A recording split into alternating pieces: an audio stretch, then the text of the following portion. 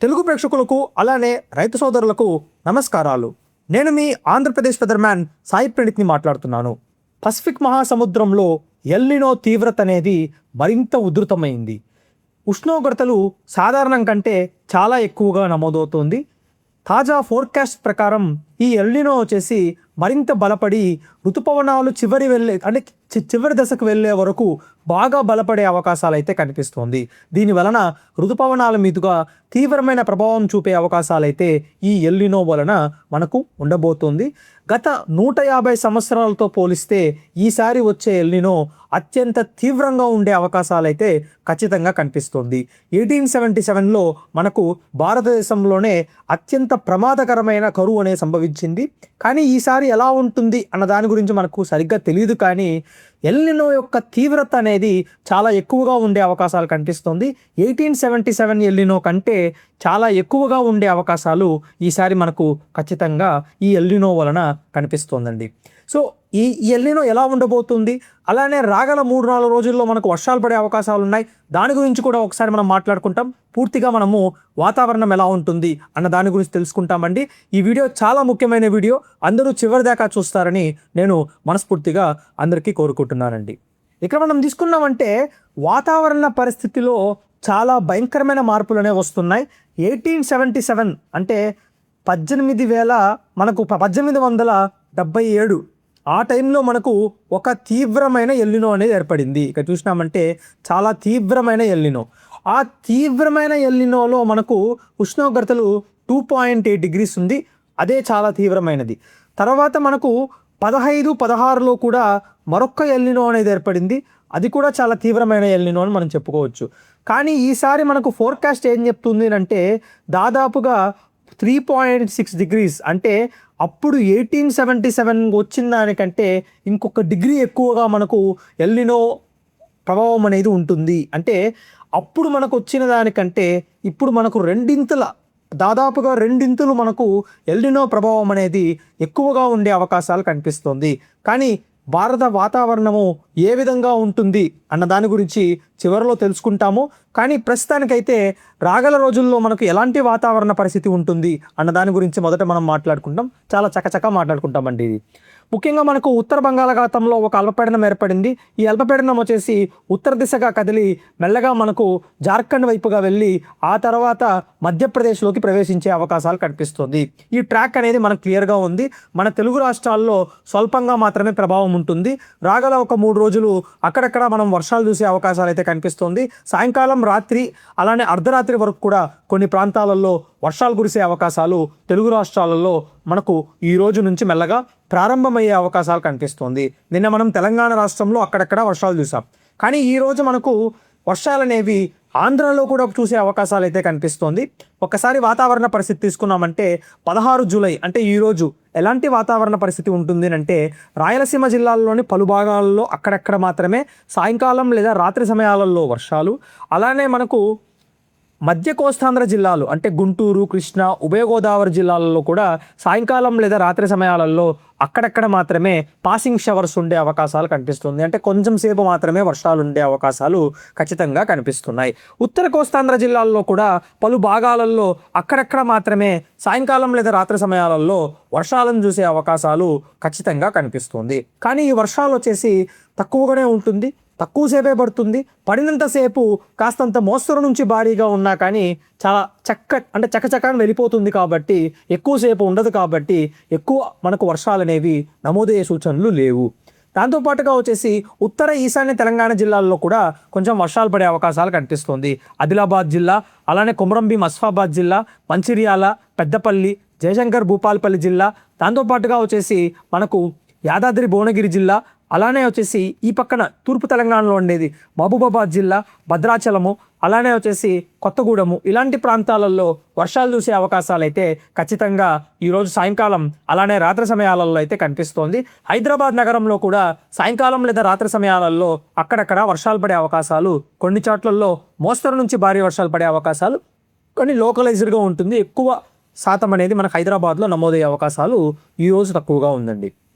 కానీ రేపు వెళ్ళేసరికి అంటే మనకు శుక్రవారానికి వెళ్ళేసరికి వర్షాల తీవ్రత అనేది బాగా పెరిగే అవకాశాలు అయితే కనిపిస్తుంది. అంటే బాగా అంటే మరీ తీవ్రమైన వర్షాలు ఏం కావు, ఇది మోస్తరు నుంచి భారీ వర్షాలే, కానీ ఏమంటే విస్తీర్ణం అనేది ఎక్కువగా ఉంటుంది.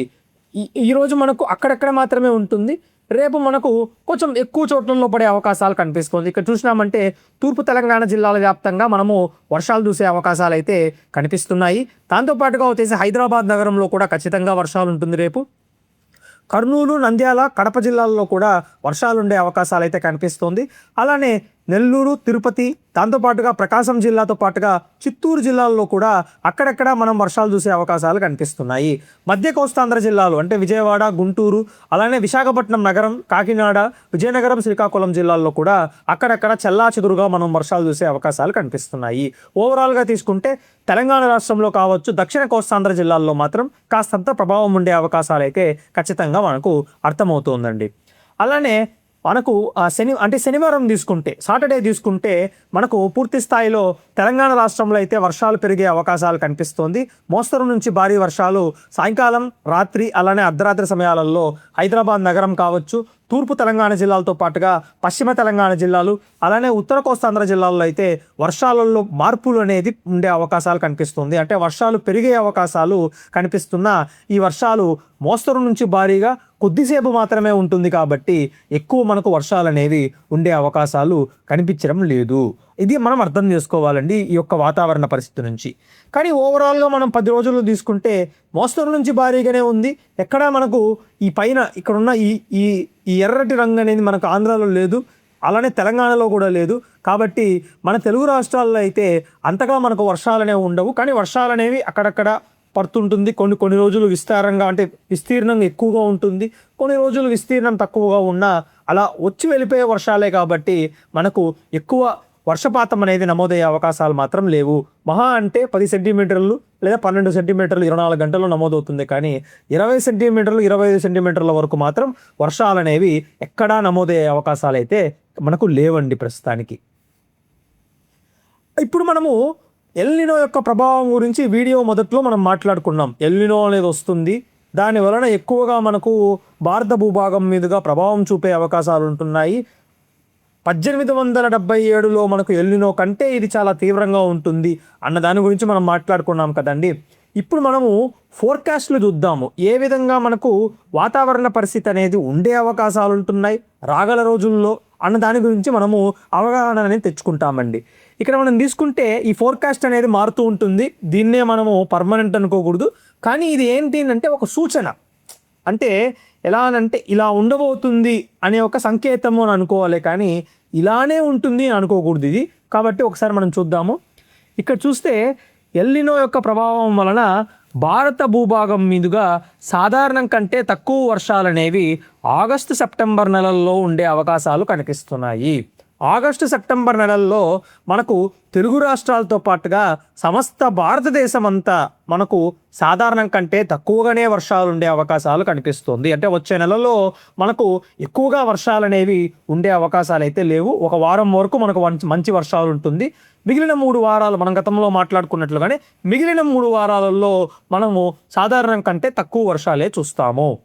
అలానే సెప్టెంబర్, అక్టోబర్ సమయంలో ఎలా ఉంటుంది అన్న దాని గురించి చూసినాము అంటే సెప్టెంబర్, అక్టోబర్ నెలల్లో కూడా మనము ఆంధ్ర, తెలంగాణ రాష్ట్రాల్లో సాధారణం కంటే తక్కువగానే వర్షాలు చూసే అవకాశాలు కనిపిస్తున్నాయి.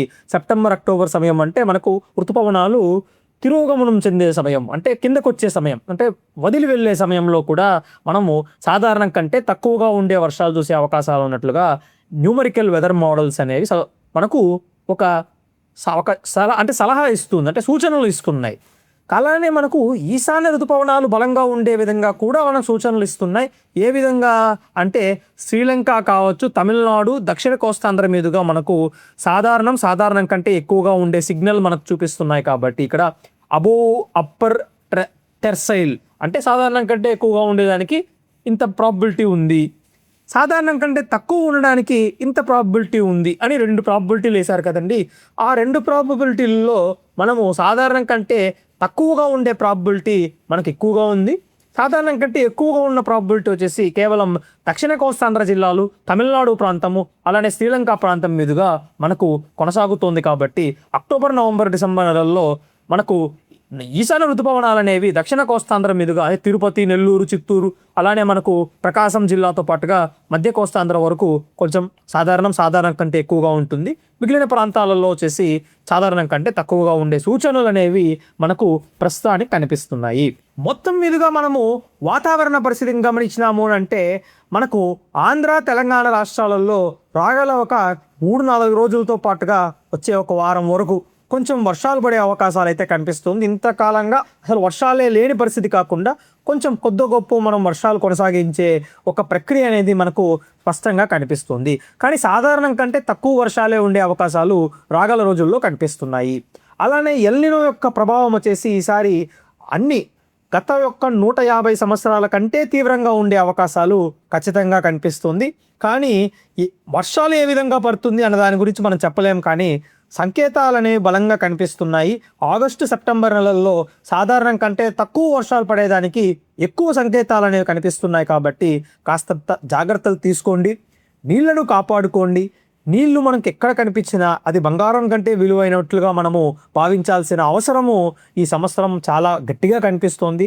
రైతులకు నేను ఇచ్చే సూచన ఏంటి అంటే ఎక్కడ నీళ్లు కనిపిస్తున్నా, ఇప్పుడు మనకు బోర్వెల్లలో నీళ్లు తక్కువగా ఉన్నా, అటు ఇటు ఉన్నా కానీ నీళ్ళను ఇప్పుడే సేకరించే ఒక ప్రక్రియ అనేది మొదలుపెట్టండి. ఎందుకంటే రాగల రోజుల్లో మనకు సమయం అనేది చాలా కఠినంగా ఉండే సూచనలు ఎక్కువగా కనిపిస్తున్నాయి. కాబట్టి ఈ సంకేతాలను ఆధారితంగా తీసుకొని మనం ప్రకృతి వ్యవసాయం చేసే ప్రక్రియను మనము ప్రారంభించినామంటే ఈ రోజే, ఆ రోజు వచ్చేసరికి కొంచెం మనము ఈ రోజు కంటే బెటర్గా ఉండే అవకాశాలు ఖచ్చితంగా మనకు ఉంటాయి. అలానే అందరూ బాగుండాలా, అందరూ క్షేమంగా ఉండాలని ఆ భగవంతుని నేను ప్రార్థిస్తున్నాను. Thanks for watching this video అండి.